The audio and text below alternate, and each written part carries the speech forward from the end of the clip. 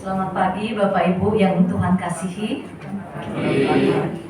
Tuhan memberkati kita dengan kesehatan dan juga memimpin kita untuk beribadah pada hari ini. Sebelum kita beribadah, seperti biasa Bapak Ibu, kita akan memfokuskan dalam ibadah kita dengan Tuhan. Oleh sebab itu Bapak Ibu sudah mulai mematikan handphone atau men-silentnya, lalu kita menyiapkan hati kita untuk dapat beribadah. Kita akan sama-sama mengambil waktu untuk bersaat teduh.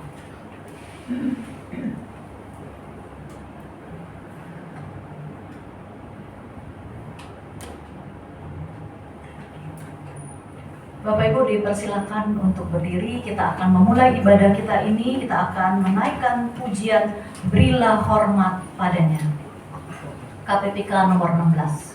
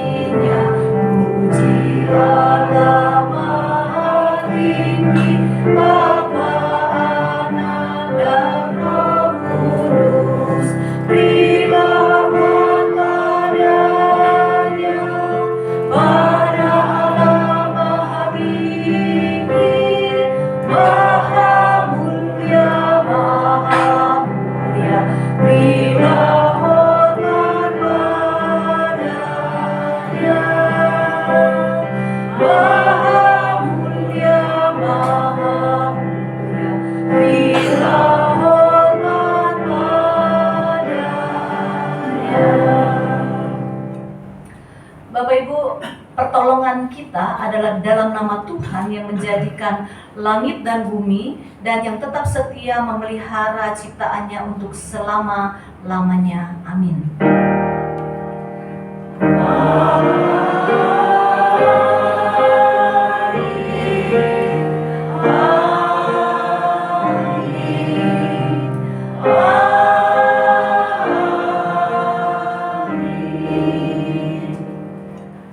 Karunia dan damai sejahtera dari Allah Bapa kita dan dari Tuhan kita Yesus Kristus menyertai saudara sekalian. Tuhan memberkati.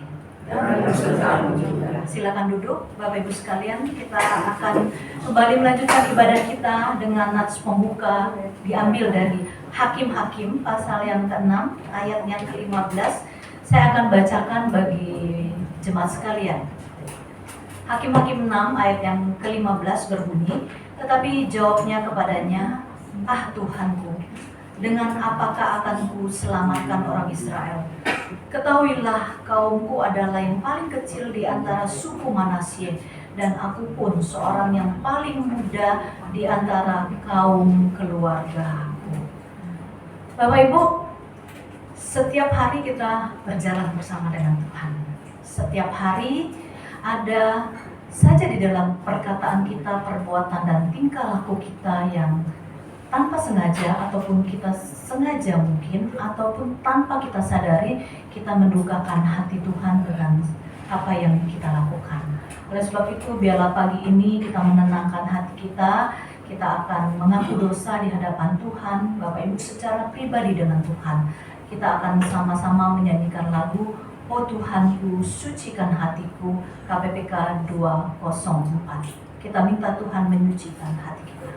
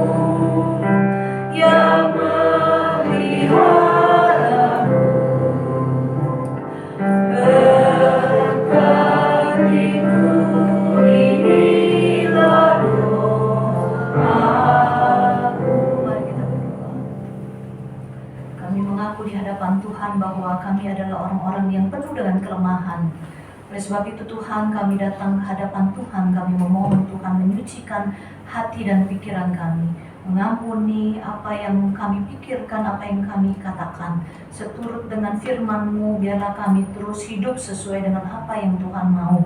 Kami boleh berjalan setiap hari bersama-sama dengan firman Tuhan dan melakukan itu di dalam hidup kami. Kami berdoa biarlah orang-orang yang mungkin tanpa sengaja sudah kami lukai, Tuhan menolong kami untuk dapat menyadarinya dan melakukan rekonsiliasi. Oleh sebab itu Tuhan, biarlah ketika kami datang pada saat ini, kami tahu bahwa Allah kami yang penuh dengan kasih sudah mengampuni kami, menyucikan kami. Oleh sebab itu kami mau hidup ke depannya seturut hanya dengan firman Tuhan saja, sesuai dengan apa yang Tuhan inginkan dan tidak melakukan apa yang tidak Tuhan sukai. Oleh terima kasih Tuhan, oleh sebab itu kami menyerahkan ibadah ini dan setiap hati kami hanya terarah kepada Tuhan saja. Di dalam nama Tuhan Yesus kami berdoa dan bersyukur. Amin. Bapak Ibu silakan berdiri, kita akan membacakan berita anugerah. Saya akan membacakan berita anugerah di dalam 1 Korintus pertama ayat 27 sampai dengan 28. Korintus pasal yang pertama. Ayat yang ke-27 dan ke-28 berbunyi demikian, tetapi apa yang bodoh bagi dunia dipilih Allah untuk memalukan orang-orang yang berhikmat, dan apa yang lemah bagi dunia dipilih Allah untuk memalukan apa yang kuat. Ayat 28, dan apa yang tidak terpandang dan yang hina bagi dunia dipilih Allah, bahkan apa yang tidak berarti dipilih Allah untuk meniadakan apa yang berarti. Demikianlah berita anugerah dari Tuhan. Bapak Ibu boleh menyampaikan salam damai kepada kanan kirinya, boleh belakang depan juga ya Bapak Ibu. Ya, kita akan bersama-sama menyiapkan hati kita untuk mendengarkan firman Tuhan. Kita akan menyanyikan lagu firman hidup. Nanti setelah itu akan ada persembahan pujian dari remaja Tuarem. Nanti firman Tuhan akan disampaikan oleh Ibu Pendeta Elizabeth Hasikin. Firman hidup KPPK 144.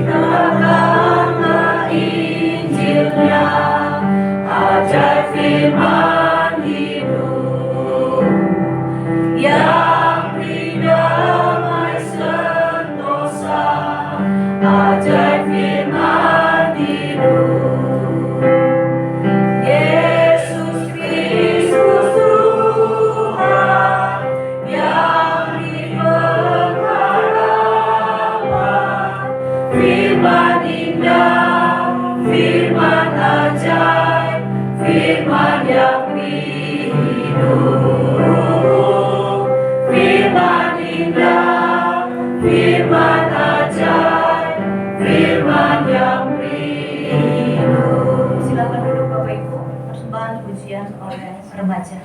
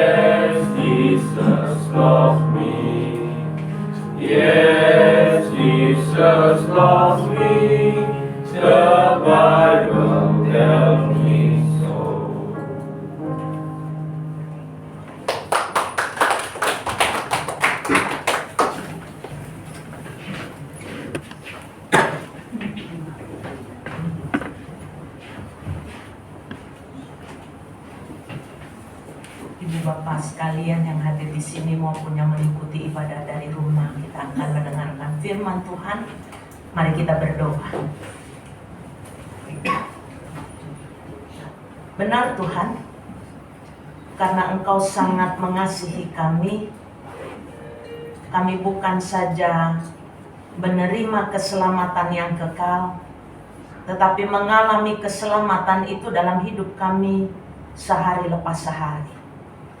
Terima kasih untuk firman yang Kau sediakan, karena kami tahu manusia hidup bukan saja dari roti yang dimakan lewat mulut setiap hari, tetapi roh dan jiwa kami membutuhkan firman yang keluar dari mulut Allah, yang akan memberikan kekuatan dan kemampuan fisik kami, iman kami, bahkan kehidupan spiritualitas kami untuk berhadapan dengan begitu banyak tantangan, pergumulan, bahkan penderitaan yang harus kami lewati sepanjang hidup kami. Tapi kami percaya karena firman Tuhan punya kuasa, maka kami dapat memenangkan semua itu. Lengkupi kami dengan kuasa-Mu ya Roh Kudus, supaya setiap kebenaran yang Engkau taburkan boleh kami terima sebagai kasih karunia. Kami sambut dengan penuh syukur dan kami lakukan dalam hidup kami setiap hari. Terpujilah Engkau di dalam nama Tuhan Yesus, Tuhan dan Juru Selamat kami yang hidup, kami berdoa. Amin. Kita akan membaca Injil Matius, pasalnya yang ke-9, ayatnya yang ke-9 hingga ayatnya yang ke-13. Demikianlah firman Tuhan dalam Injil Matius pasal 9 ayat 9 sampai 13. Setelah Yesus pergi dari situ, Dia melihat seorang yang bernama Matius duduk di tempat pemungutan cukai.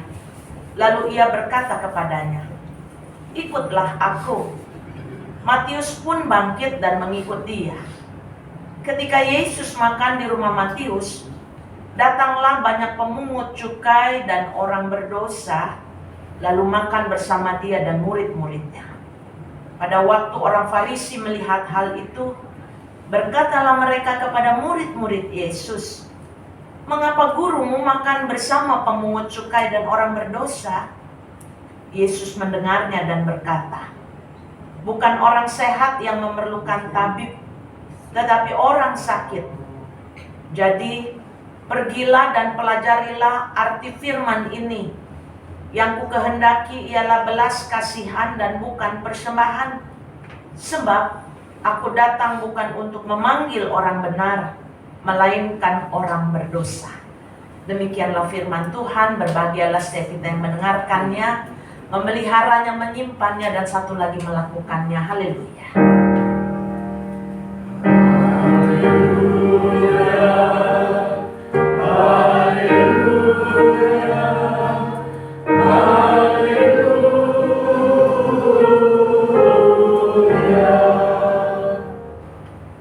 Shalom.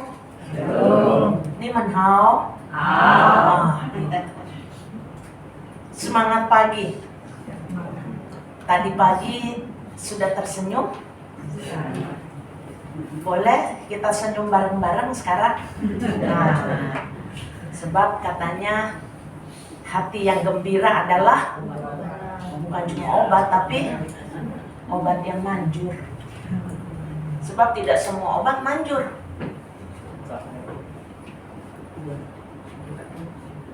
Saya hari ini datang sendiri, tidak bersama suami. Dia lagi tugas di Malang.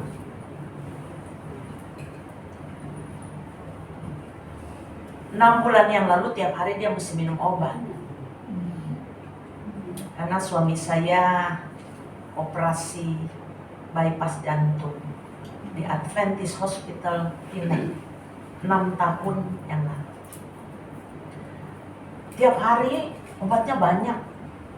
Ini nggak cukup, mesti ditambah ini dan ini.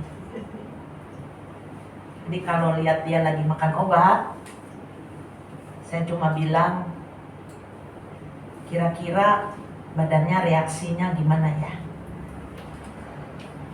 Dan ternyata obat yang diharapkan bisa memfungsikan kembali jantungnya dengan baik merusak ginjalnya, sehingga dia mengalami kebocoran ginjal. Saya sendiri nggak terlalu perhatikan, cuma saya lihat dia mengalami susut berat badannya luar biasa 2020 pada waktu COVID. Padahal dia nggak kena COVID. Terus saya tanya sambil senyum-senyum, "Mungkin kamu jengkel kali ya dengan saya sebagai istri, makanya kamu kurus."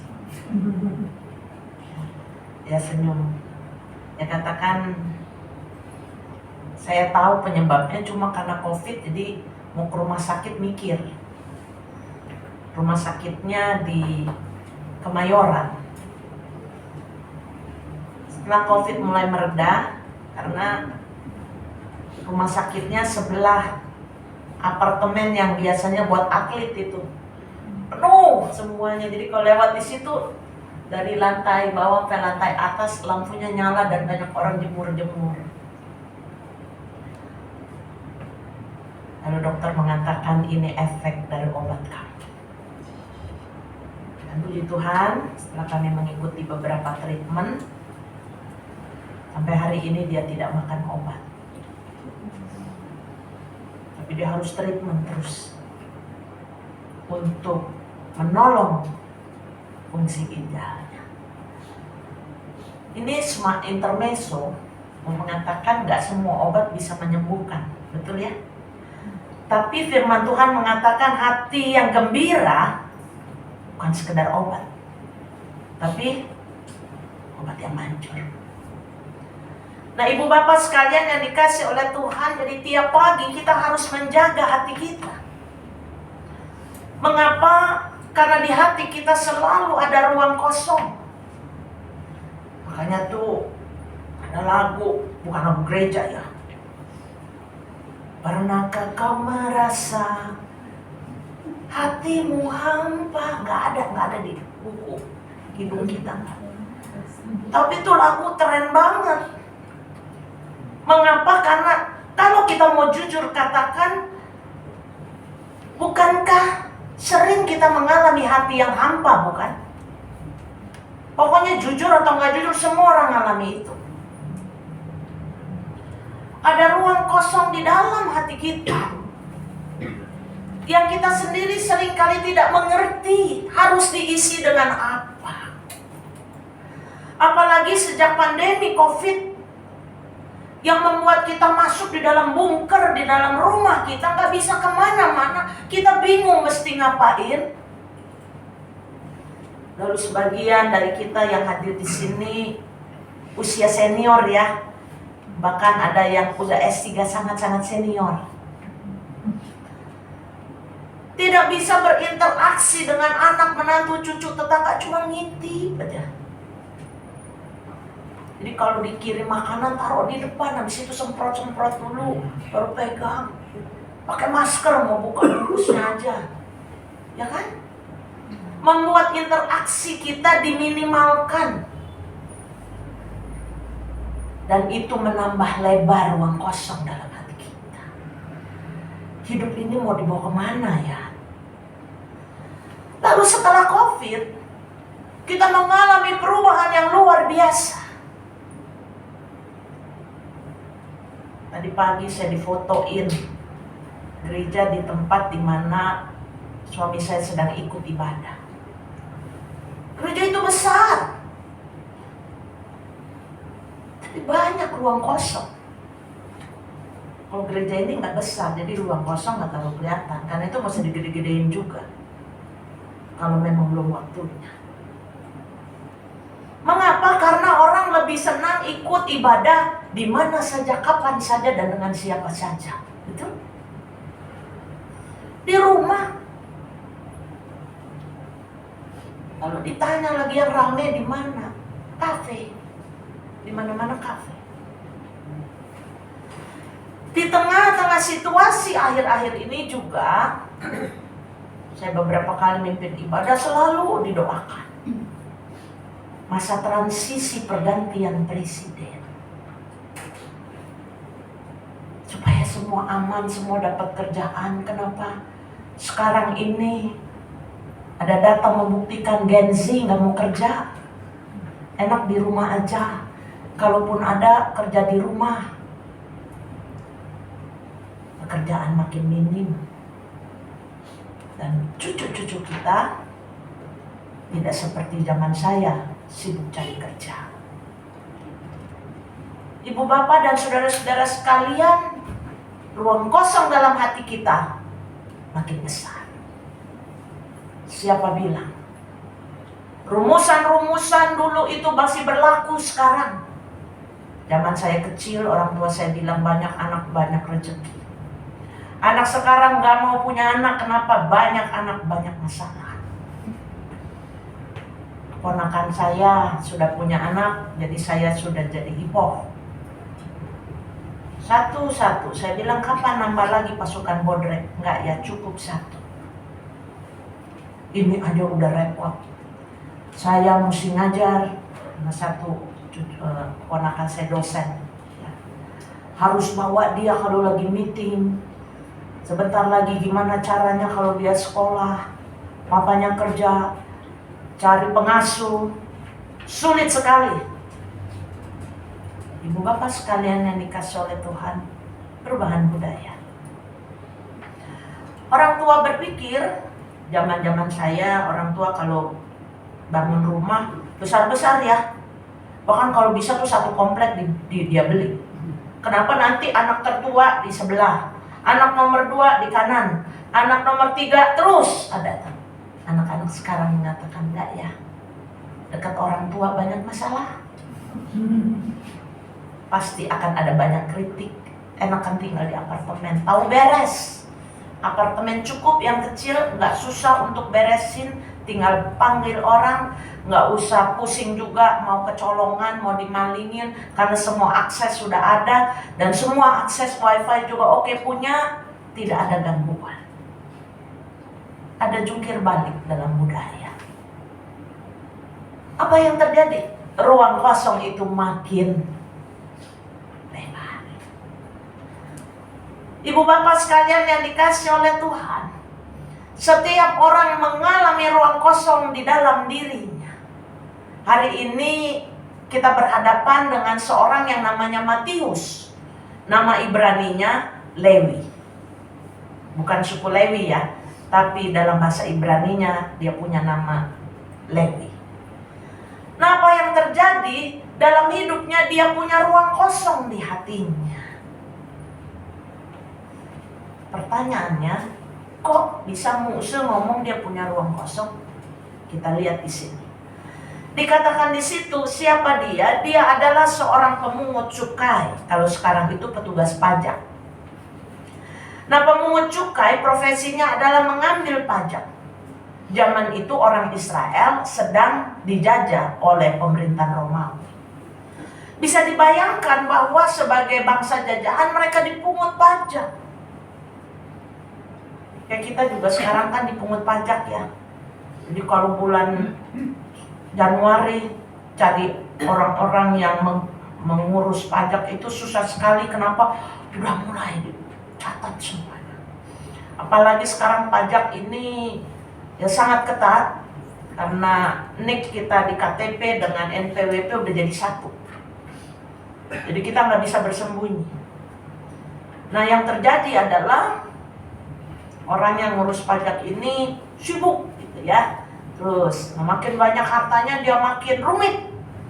Itu kalau nggak punya harta ya nggak rumit juga. Tapi NPWP itu penting. Kenapa? Karena NPWP itu menjadi prasyarat kita bertransaksi. Nah, ibu bapak sekalian, sebagai petugas pajak, dia memungut pajak dari bangsanya sendiri. Bisa bayangkan ya, dia orang Israel, mungutin pajak dari orang Israel, lalu diserahkan kepada penjajah. Nah, profesi Matius ini menurut orang Yahudi adalah pekerjaan yang dianggap mengkhianati bangsanya. Mengapa? Karena dia bekerja untuk penjajah. Nah, seorang pemungut cukai itu dibenci dan dimusuhi oleh bangsanya sendiri. Duh, paling gak enak ya kalau ada konflik dengan orang yang dekat, dengan orang sendiri. Bisa bayangkan kalau dia lewat, orang cuma lihat gitu. Kelihatannya aja dia dihormati, tapi di dalam hati orang-orang, dasar itu pengkhianat. Dia bukan pro sama kita, malah dia bekerja untuk pemerintah yang menekan kita. Saya sudah ingat kisah orang pendek yang mau ketemu Yesus. Dia naik pohon mangga. Pohon. Dia naik pohon ara untuk lihat Yesus. Sama profesinya. Itu Matius. Lalu dikatakan biasanya ya, kalau lagi ada orang yang diurus pajaknya, orang yang urus pajaknya kedapatan salah, atau mungkin dia mengatakan boleh nggak dikurangi pajaknya. Nah, ini Matius yang ngurusin. Lalu nanti akan mengatakan oke lah, cincai, pokoknya tahu beres. Tapi jangan lupa, aku harus dapat upeti.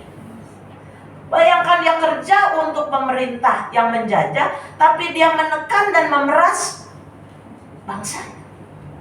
Double dosanya. Itu sebabnya dia sangat dibenci, dia dimusuhi oleh bangsanya sendiri. Apakah pemungut cukai itu kaya? Oh, ini bukan saja taipan, tetapi laupan. Kaya, pakai banget. Dia kaya dan kekayaannya luar biasa. Saya sempat nonton di aplikasi satu film judulnya Chosen. Anak muda boleh nonton itu. Pada film Chosen itu dijelaskan, diceritakan bahwa ketika Matius melakukan itu tugasnya memungut pajak, dia punya pengawal.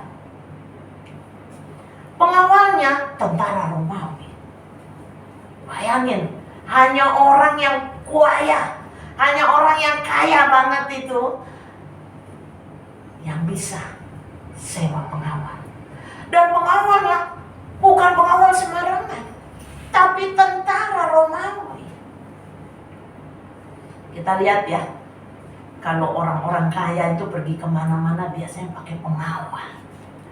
Dan biasanya pengawalannya itu sangat ketat. Nah, jadi saya mau katakan bahwa dia adalah orang yang kaya sekali. Tapi sayangnya, dia miskin pergaulan. Dia kaya dalam jabatan, dia kaya dalam harta, tapi dia miskin dalam teman. Nah, ini saya mau katakan, ada ruang kosong yang begitu dalam di dalam hati Matius atau Lewi. Mengapa? Karena dia dikucilkan, dia gak punya teman. Orang yang paling miskin di dunia adalah orang yang disingkirkan, orang yang dikucilkan, orang yang gak punya teman. Jadi kalau kita punya uang gak terlalu banyak, tapi kalau kita punya teman yang banyak, itu adalah harta kekayaan yang luar biasa. Makanya kalau kita ada di dalam komunitas gereja, itu teman kita yang Tuhan kirim. Bahkan teman yang dijadikan saudara. Kan ada lagunya, kau saudaraku, kau saudariku, tiada yang dapat memisahkan kita. Oh. Saudara-saudara sekalian, Matius ini adalah orang yang kaya tetapi dia miskin pergaulan. Itu sebabnya saya mau katakan ruang kosong di dalam hatinya begitu lebar. Dan ketika dia ada dalam tugas dia, dikatakan dia sedang di tempat pemungutan cukai, lalu kemudian Yesus lewat. Dan dikatakan bukan Matius yang lihat Yesus. Ini hebatnya Tuhan kita. Kita lihat di ayat 9. Bukan Matius yang lihat Yesus, tetapi Yesus melihat seorang yang bernama Matius. Saya mau katakan kepada kita sekalian, inilah pribadi Tuhan kita, Tuhan Yesus. Yang dimana dia ada, pandangannya luas untuk melihat siapapun. Dan kalau itu kita terapkan dalam hidup kita, tidak ada satupun di antara kita yang tidak dilihat dan tidak terlihat oleh Yesus. Bagi saudara yang sedang mengalami pergumulan, jangan Anda pikir bahwa Tuhan Yesus tidak tahu, tidak mengerti. Saudara, banyak orang merasa ditinggalkan oleh Tuhan. Apalagi ketika dia sulit, ketika dia kehilangan pekerjaan, ketika dia kehilangan orang yang dia kasihi. Ketika dia merasa dia tidak ingin lagi hidup karena dia tidak punya apa-apa. Tapi ingat, ada satu pribadi yang selalu melihat kita dalam segala keadaan. Sekalipun saat ini kita sedang merasa ditinggalkan dan tidak ada jalan keluar dalam hidup kita. Bayangkan ketika Yesus lewat di situ, Yesus yang lihat Matius. Itu yang pertama. Yang kedua, Yesus bukan sekedar lihat Matius, melainkan Yesus berkata kepada Matius, ikutlah aku. Ini kalimat dia yang diberikan kepada para muridnya. Kita bisa membandingkan dalam Injil Markus ketika dia memanggil Petrus dengan istilah, ikutlah aku.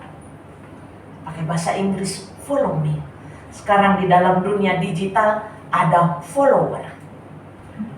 Gitu kan? Yesus katakan, ikutlah aku. Bukan Matius yang mengatakan, Tuhan ajak dong saya. Tapi Yesus yang katakan ikut aku, ini ciri kedua Tuhan kita. Setelah dia melihat semua kita, dia mengajak kepada kita, ikutlah aku. Dan kata-kata dia ikutlah aku mengandung kuasa. Mengapa saya katakan mengandung kuasa? Karena pada kalimat yang berikut dikatakan Matius pun bangkit. Jadi artinya bukan sekedar berdiri, tetapi bangkit. Dipakai kata bangkit itu artinya Matius sadar bahwa yang ngajak ini bukan pribadi yang sembarangan, melainkan pribadi yang luar biasa. Di tengah-tengah banyak orang yang mengucilkan dia, justru orang ini menghampiri Matius. Bukan sekedar menghampiri, tapi ajak dia. Bisa bayangkan, di tengah-tengah orang menyingkirkan Matius, Yesus datang nyamperin Matius. Bukan cuma nyamperin, tetapi juga dia berdiri dekat dan dia katakan ikut aku.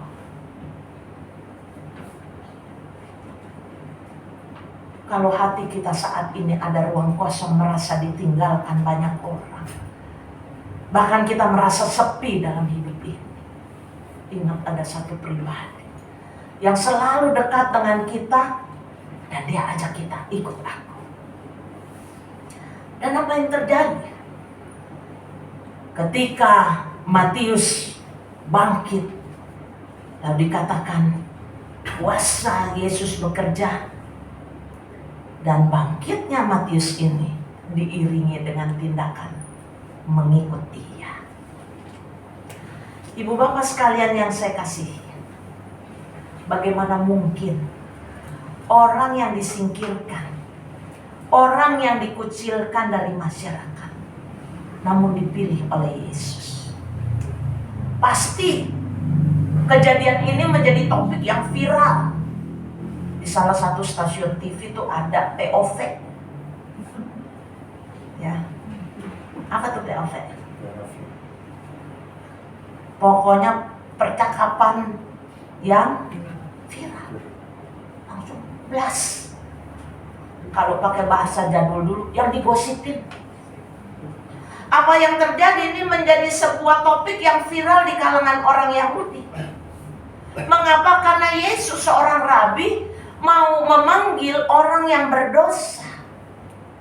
Sebab biasanya seorang rabi akan mencari calon murid yang pasti akan dicari bibit bebek bobotnya. Coba deh, kalau kita para orang tua ketika lihat cucu atau anak kita mulai pacaran, pasti kita akan tanya kan, tinggalnya di mana? Mula-mulanya gitu ya. Tinggalnya di tempat kos. Ah, kok kos? Orang tuanya di mana? Orang tuanya di Jawa Tengah. Kerjanya apa? Kerjanya ganti-ganti. Gajinya berapa? Tempo-tempo. Tempo ada, tempo enggak.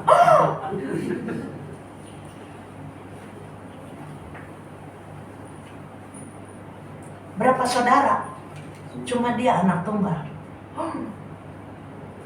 Sarjana bukan. Mau sarjana tapi DO.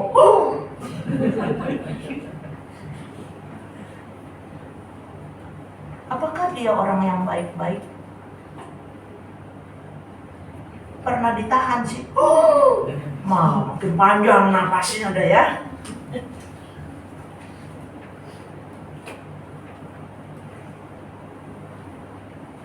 Saya pernah mendampingi orang tua yang terkejut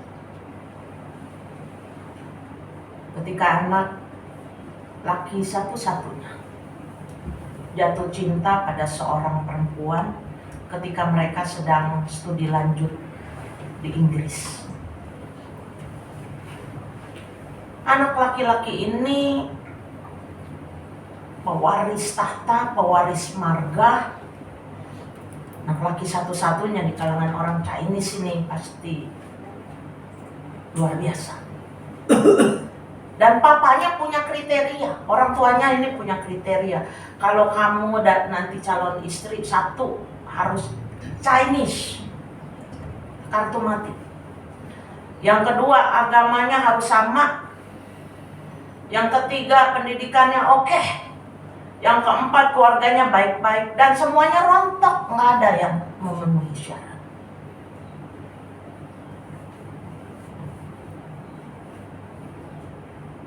Apa yang terjadi? Panjang ceritanya. Luar biasa. Pertanyaan saya adalah, apa yang kita tetapkan sebagai syarat kalau kita mau pilih orang? Ibu bapak yakin mau terima seorang pembantu di rumah kalau dia dulu tahanan? Mikirkan kita. Dia pernah mencuri, misalnya, paling nggak mencuri hati, ya. Pasti kita akan katakan nggak bisa.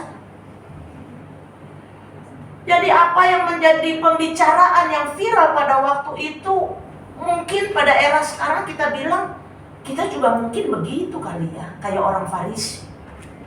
Kalau kita pilih orang, kita akan lihat track recordnya. Dulunya bagaimana? Apakah dia orang baik-baik, dia orang begini dan begitu. Dan itu sebabnya ketika Yesus memilih Matius untuk jadi muridnya, itu POV, ada perbicaraan yang menjadi viral pada waktu itu. Sehingga muncul pertanyaan, mengapa guru mau makan bersama pemungut cukai? Bukan saja pemungut cukai, melainkan orang yang berdosa. Bayangin, sudah dikasih label nih, berdosa.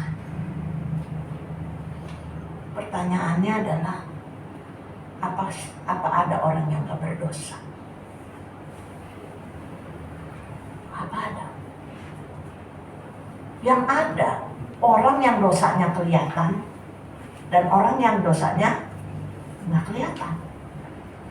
Yang ada orang yang dosanya ketahuan dan yang satu lagi nggak ketahuan. Yang ada adalah dosa orang itu disengaja atau tidak disengaja. Yang ada adalah orang itu berdosa disadari atau tidak disadari. Tapi semua orang berdosa. Termasuk juga Anda dan saya. Makanya tadi liturginya ada doa pengakuan dosa. Tapi Yesus gak ngurusin dosanya orang Farisi. Karena mestinya mereka tahu. Kenapa? Karena mereka adalah pemuka agama. Jadi biasanya semakin pintar orang, semakin pintar juga dia ngeles. Betul ya? Semakin pintar juga dia untuk menjawab. Jadi kalau ngadepin orang yang kayak gini gak usah baku hela apa itu berdebat. Lalu di situ dikatakan Yesus mendengarnya. Bukan cuma mata Yesus yang biasa mengawasi, tapi mendengarnya. Dan kemudian dia berkata, bukan orang sehat yang memerlukan tabib, tetapi orang sakit. Jadi kalau kita lihat di rumah sakit atau orang lagi antri di dokter, kita kan nggak nanya, kabarnya apa? Sehat kan? Nggak gitu kan? Tapi kalau di gereja, kabarnya apa? Sehat kan? Gitu. Walaupun sakit ya bilang sehat aja. Tapi kalau di dokter kita akan lihat, sakitnya apa? Begitu kan? Kalau saya jam pastoral, orang suka nanya, sakitnya apa? Sakit hati biasanya. Kalau di dokter sakit badan, sama pendeta sakit hati. Nanti lagi sakit apa? Sakit kantong. Ibu bapak sekalian, Yesus mengatakan bukan orang sehat yang perlu tabib, tapi orang yang sakit. Apa yang mau Yesus katakan di sini? Bahwa inilah misi dia. Dia tidak mencari orang yang merasa dirinya sehat. Sekali lagi ya, orang sehat dengan orang yang merasa dirinya sehat itu beda. Ada orang yang sakit tapi merasa dirinya sehat. Suatu kali saya lihat orang kurusnya cepat, terus mukanya pucat. Saya bilang, apa kabar? Sehat? Sehat, ya udah. Tapi berikutnya saya ketemu lagi, kok dia mulai banyak luka-luka di tangan. Apa kabar? Sehat? Sehat. Saya cuma batin, jangan-jangan dia gula darahnya tinggi. Saya bilang, Udah cek gula darah, nggak apa-apa, baik-baik aja. Kali ketiga nemunya di rumah sakit. Kenapa? Karena suatu hari waktu dia jalan, sendalnya hilang, dia nggak tahu kemana. Jadi sendalnya copot dan dia nggak berasa. Jadi orang yang diabetes biasanya perasaan di badan atau ini hilang, dalam tanda petik mati rasa. Jadi waktu sampai di rumah, kakinya ada yang berdarah. Anaknya bilang, "Mam, kenapa kok nggak pakai sendal?" Pakai. Begitu dia nengok, oh iya nggak pakai. Kemana ya tuh sendal? Nah, banyak orang yang merasa sehat. Itu sebabnya orang yang merasa sehat walaupun sakit itu susah untuk mendapatkan belas kasih. Mengapa? Karena dia tahu bahwa dia yang paling tahu. Apa yang terjadi dalam kisah Matius ini mengajak kepada kita. Yang pertama, ada orang tipe Matius yang mengalami ruang kosong dalam hatinya, dan ketika dia bertemu dengan Yesus dia merasa, inilah yang memenuhi hatiku, inilah yang mampu memenuhi hatiku. Dan buat dia cukup segala kekayaannya dia tinggalkan untuk mengikut Yesus, asal kita tahu bahwa kemudian hari Matius atau Lewi yang adalah pemungut cukai ini menjadi salah satu dari 12 murid Yesus yang kemudian menjadi santo. Ada satu gereja di Amerika diberi nama Santo Matius. Bayangin, dia mengalami transformasi, perubahan di dalam hidupnya. Mengapa? Karena hati yang hampa sudah diisi oleh Tuhan Yesus. Yang kedua, kita belajar di sini pengalaman perjumpaan dengan Yesus mengubah hidup Matius. Perjumpaan orang berdosa dengan Yesus yang penuh belas kasihan ini membuat Matius bertobat dan putar arah dalam hidupnya. Dia tahu selama ini dia mengutamakan kekayaan, dia tahu selama ini dia berada di dalam jalan yang salah, dia mentok. Lalu kemudian ketika di situ dia berjumpa dengan Yesus, dia putar arah. Dalam hidup kita banyak jalan, tapi hati-hati, hanya satu jalan yang mengatakan, akulah jalan dan kebenaran dan hidup. Banyak jalan tapi belum tentu benar. Banyak jalan yang kelihatan benar tetapi tidak mengajarkan kepada kita tentang hidup. Seorang rekan senior saya dipanggil pulang oleh Tuhan 2 bulan lalu. Dia punya sakit hipertensi. Suatu hari dia lihat kakinya bengkak. Dia pikir dia kebanyakan makan obat hipertensi. Di rumah iseng-iseng dia buka YouTube. Sekarang ini kecanggihan dari digitalisasi adalah penggunaan artificial intelligence atau AI. Bisa dipakai mukanya dokter terawan.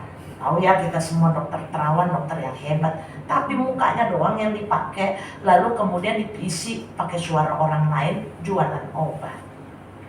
Lalu di YouTube itu dibilang minum obat ini, tinggalkan semua obat-obat dokter. Suatu hari kepalanya pusing. Lalu dia mengalami satu masalah di perutnya. Selesai dia dari WC, dia ke tempat tidurnya, dan setelah itu dia nggak bangun lagi. Terjadi pendarahan di otak, dibawa ke Eka Hospital tapi mengalami keterlambatan penanganan, dan Tuhan kasih umur nggak lebih dari 1 bulan. Obat loh, ini ada jalan, gak usah makan obat dokter ini. Tapi ternyata itu nggak benar. Banyak juga sekarang orang ingin cepat kaya, makanya jadi crazy rich, betul-betul crazy. Yang terjadi apa? Itu pengen instan dalam hidup ini. Tapi sekali lagi, Kita belajar dari Matius, di sini ada pengalaman perjumpaan dengan Yesus mengubah hidup dia untuk bertobat balik arah. Yang ketiga, pertobatan itu mendorong Matius untuk apa? Move on, pakai bahasa anak muda. Yaitu apa? Meninggalkan kemapanan, meninggalkan kenyamanan. Mengapa? Kenapa dia mau meninggalkan kenyamanan dan kemapanan? Karena dia tahu kemapanan dan kenyamanan seringkali membelenggu seseorang untuk tidak bergantung pada Tuhan. Ibu bapak sekalian, suatu hari saya kumpulin boneka-boneka yang tidak dipakai oleh anak-anak yang punya kelimpahan boneka di rumah. Lalu boneka itu saya cuci di laundry. Saya bertemu dengan sekelompok anak-anak pemulung. Lalu pada waktu itu kami punya PAUD, pendidikan anak usia dini. Jadi boneka-boneka bekas itu saya bagikan pada anak-anak yang rajin belajar. Yang bikin PR saya kasih Pak buatnya. Wah, mereka senang banget. Senang sekali. Lalu masih ada sisanya, saya mau pulang. Suatu hari saya ngajar sekolah minggu. Lalu saya katakan, siapa yang bisa ayat hafalan, saya kasih boneka. Anak itu bisa baca, ngucapin ayat hafalan, tapi begitu saya kasih bonekanya, anak itu bilang, kamu pulang lagi. Kenapa? Karena di rumahnya punya boneka yang lebih bagus. Ibu bapak sekalian, betapa sulitnya kita menerima kasih karunia. Mengapa? Karena kadang-kadang hati kita masih dilimpahi oleh ego kita, keinginan kita, kemauan kita, kekayaan kita, kemapanan kita. Tapi Matius, dia meninggalkan semua itu. Dia mengalami kasih karunia dan anugerah Allah di dalam Yesus Kristus. Dan ruang kosong dalam hatinya dipenuhi oleh damai sejahtera. Dan anugerah dari Tuhan Yesus itu yang terus berkarya di dalam hidupnya. Dia dibentuk mengalami pemulihan dalam hidupnya. Dan akhirnya dia siap diutus untuk menjadi murid Yesus. Kita semua adalah murid-murid Tuhan. Kita semua mungkin pernah mengalami dikucilkan. Entah itu dalam semua kekurangan-kekurangan kita. Tapi sekali lagi kita punya Tuhan yang mempunyai mata yang luas dan lebar untuk melihat siapa di antara kita. Dia tidak pernah melewati kita. Yang kedua, kita semua telah dipilih dan dipanggil sebagai murid. Tapi pertanyaannya adalah, apakah kita betul-betul hidup menjadi murid Yesus? Menjadi murid itu selalu berada di belakang gurunya kan.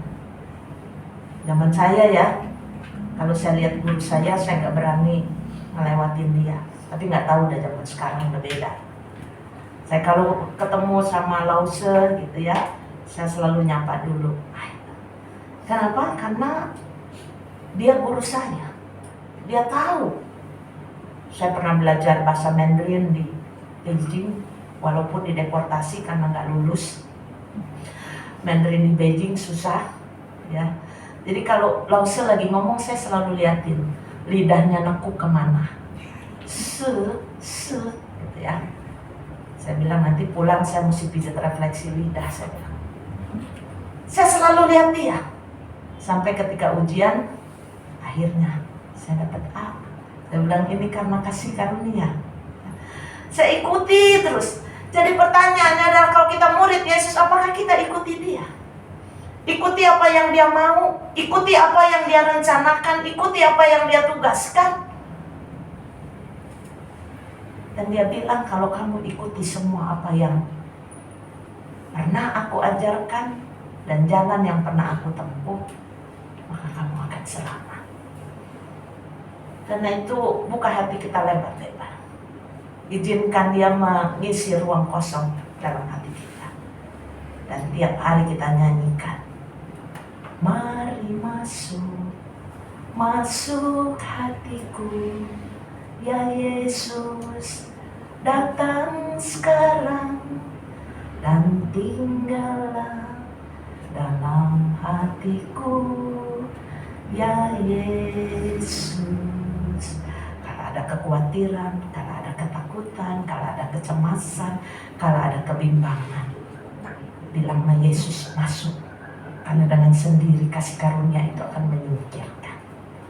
Kiranya Tuhan menolong kita, dan itulah panggilan hidup bagi kita sebagai murid Yesus. Amin. Kita hening sejenak.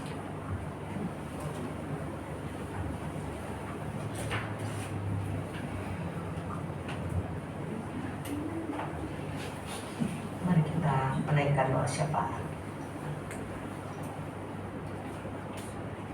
Terima kasih ya Bapa yang baik. Hari lepas hari kami selalu dilimpahi oleh kasih karunia demi kasih karunia. Kalau kami ada sampai dengan hari ini, hati dan mulut kami mau percaya itu semua karena kasih karunia dari Tuhan. Sekalipun mungkin manusia lahiriah kami dengan bertambahnya umur, ada begitu banyak sakit penyakit, dan kami makin merosot secara fisik. Tapi beri kami hati yang baru Tuhan, untuk mengalami kuasa dari kasih karunia Tuhan yang menyelamatkan itu. Sehingga hidup kami penuh dengan rasa syukur, karena satu hal yang sudah kami terima, yaitu keselamatan di dalam Tuhan Yesus.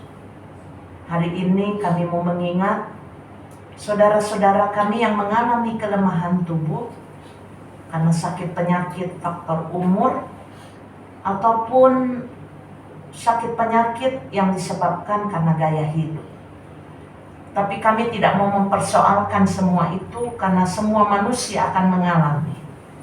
Karena itu kami mau berdoa, biarlah setiap kami yang sedang mengalami dijamah oleh Tuhan, kuasa penyembuhan itu berlaku.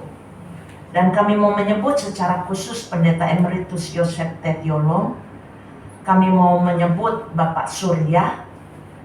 Biarlah Engkau menjamahnya melalui apa yang sedang dilakukan dalam perawatan maupun kehadiran dari keluarga. Biarlah Tuhan menolong dan ini memulihkan untuk melihat bagaimana hidup yang Tuhan berikan adalah sebuah anugerah. Kami juga mau berdoa untuk Bapak Pai Cising, suami dari Laus Sumega, yang sudah menerima Yesus sebagai Tuhan dan Juru Selamat. Kami berdoa biarlah keselamatan yang telah diterimanya membuat hidupnya boleh mengalami anugerah Tuhan. Dia bertumbuh dalam imannya, dia mengalami perjumpaan dengan Yesus setiap hari, dan hidupnya boleh menjadi berkat bagi keluarga maupun bagi setiap orang yang bertemu dengannya. Kami berdoa juga buat pengembangan pos film Latimas. Biarlah apa yang terjadi di tempat ini menjadi cara Tuhan untuk melihat dan memanggil anak-anak Tuhan yang membutuhkan kasih karunia Tuhan. Ada begitu banyak orang-orang seperti Matius yang membutuhkan tabib, karena kami semua adalah orang-orang yang berdosa. Rumah yang kecil di tempat ini biarlah boleh menjadi rumah bagi banyak orang yang membutuhkan kasih karunia Tuhan. Setiap orang yang ada di sini yang mau singgah di sini adalah orang-orang yang Tuhan panggil untuk mengikut Tuhan. Karena kami tahu di sini tersedia anugerah keselamatan dari Tuhan yang besar. Berkati setiap orang yang boleh memimpin di tempat ini, Pendeta Suto beserta dengan penatua, beserta dengan pengurus, beserta dengan aktivis. Biarlah tempat di tempat ini menjadi rumah Tuhan yang mendatangkan anugerah.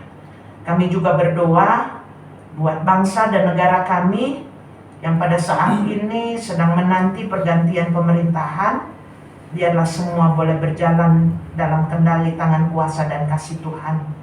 Kami berdoa juga buat setiap anak-anak kami yang sudah menyelesaikan studi mereka dan mereka boleh merayakan keberhasilan studi mereka.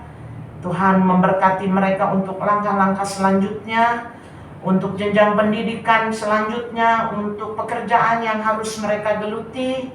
Biarlah mereka juga tetap ada dalam sikap takut akan Tuhan.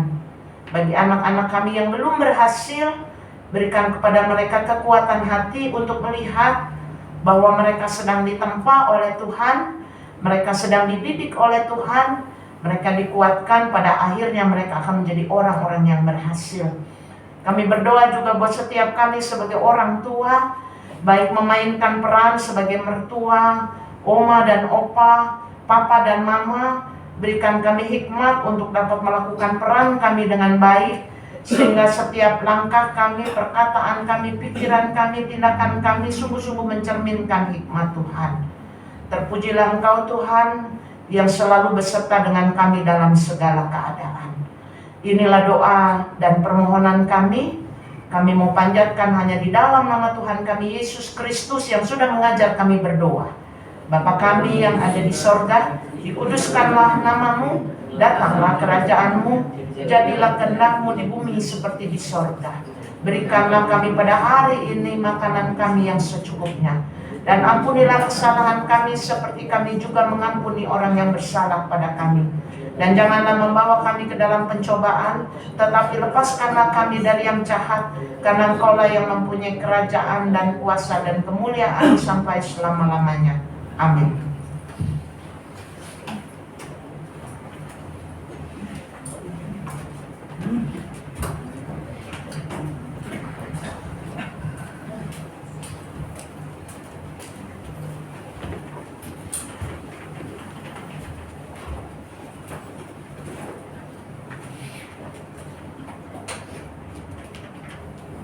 Marilah kita bersama dengan umat Allah di masa lalu, masa kini, dan masa depan mengingat pengakuan pada baptisan kita menurut pengakuan iman Rasul. Aku percaya kepada Allah, Bapa yang Maha Kuasa, Khalik langit dan bumi, dan kepada Yesus Kristus, Anak yang tunggal Tuhan kita, yang dikandung daripada Roh Kudus, lahir dari anak darah Maria, yang menderita secara di bawah pemerintahan Pontius Pilatus, disalibkan, mati dan dikuburkan, turun ke kerajaan maut. Pada hari ketiga, bangkit dari antara kaum mati, naik ke surga, duduk di kanan Allah, Bapa yang Maha Kuasa, dan di sana yang akan datang untuk menghakimi orang yang hidup dan yang mati. Aku percaya kepada Roh Kudus, gereja yang kudus dan persekutuan orang kudus, pengampunan dosa, kebangkitan orang mati, dan hidup yang kekal. Amin.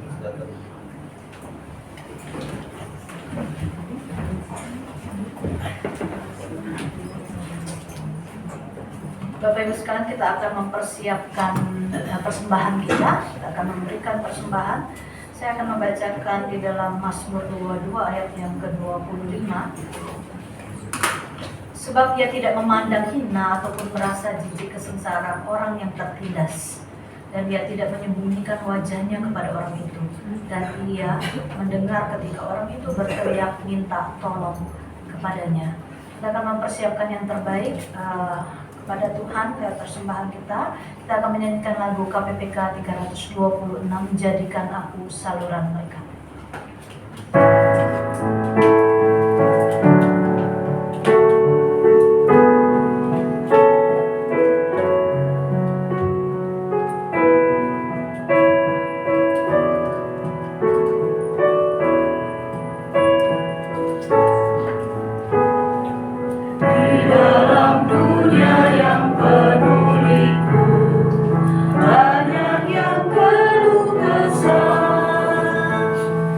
Bahwa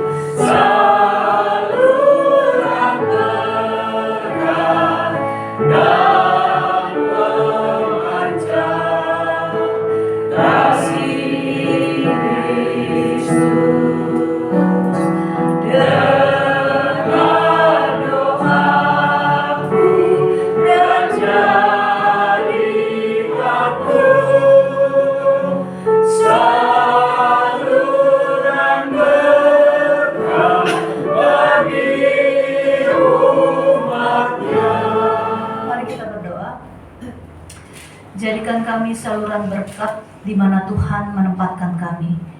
Bagi orang-orang di sekitar kami, bagi keluarga kami, bagi tetangga kami, bagi komunitas di mana kami berada, di dalam gereja maupun di dalam pekerjaan kami. Biarlah berkat yang Tuhan curahkan kepada kami menjadi berkat yang boleh kami salurkan, kami bagikan kepada orang-orang yang ada di sekitar kami juga. Biarlah persembahan yang sudah kami berikan pada pagi ini menjadi persembahan yang lahir dari hati kami dengan ketulusan kami untuk pekerjaan Tuhan. Tuhan memakai setiap tangan-tangan yang mengelolanya, memberkatinya, dan semuanya itu untuk pekerjaan dan kemuliaan nama Tuhan. Terima kasih Tuhan, inilah doa persembahan kami, dan kami naikkan syukur kami hanya di dalam nama Tuhan Yesus. Amin. Bapak Ibu, untuk menutup ibadah kita akan menyanyikan lagu pengutusan KPPK 323. Setelah itu kita akan menerima berkat dari Ibu Pendeta Elizabeth. Ku mau jadi murid Yesus.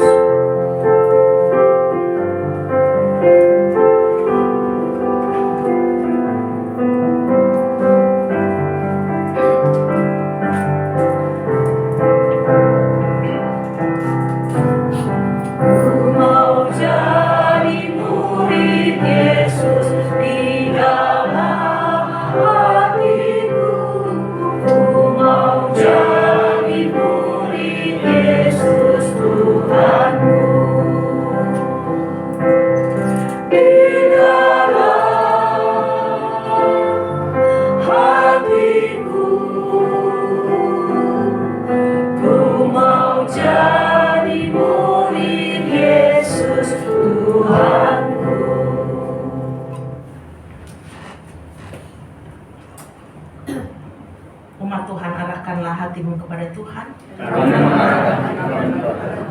Jadilah saksi Kristus. Pujilah Tuhan. Ulanglah dengan berkat daripadanya. Tuhanlah penjagamu, Tuhanlah naunganmu di sebelah tangan kananmu. Matahari tidak akan menyakiti engkau pada waktu siang atau bulan pada waktu malam. Tuhan akan menjaga engkau terhadap segala bahaya. Ia akan menjaga nyawamu. Tuhan akan menjaga keluar masukmu dari sekarang sampai selama-lamanya. Haleluya.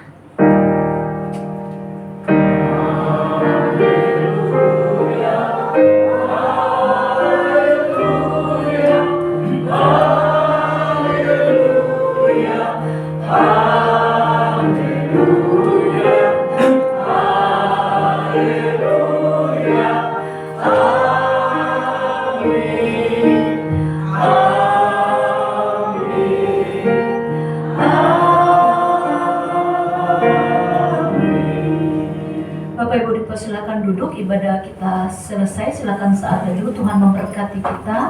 Setelah ini ada pengumuman yang akan disampaikan oleh Saudara Jerry.